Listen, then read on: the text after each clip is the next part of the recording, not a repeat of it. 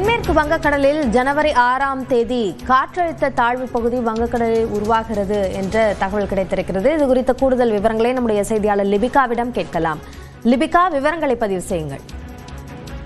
அபிநயா, தென்மேற்கு வங்கக்கடலில் புதிய காற்றழுத்த தாழ்வு பகுதி வருகின்ற 6ஆம் தேதி வாக்கில் உருவாகக்கூடும் என இந்திய வானிலை ஆய்வு மையம் தெரிவித்திருக்கின்றது.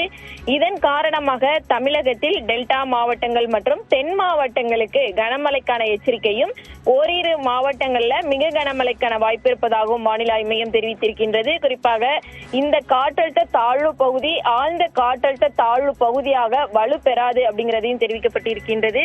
சென்னையை பொறுத்தவரை மிதமான மழை தொடரும் எனவும் ஓரிரு இடங்கள்ல கனமழைக்கான வாய்ப்பு இருப்பதாகவும் எதிர்பார்க்கப்பட்டு வருகின்றது. வடகிழக்கு பருவமழை இன்னும் தமிழகத்தில் இருந்து விலகாமல் இருக்கக்கூடிய நிலையில் தற்போது காற்றழுத்த தாழ்வு பகுதி என்பது 6ஆம் தேதி வாக்கில் உருவாகிறது. அபிநயா, விவரங்களுக்கு நன்றி லிபிகா.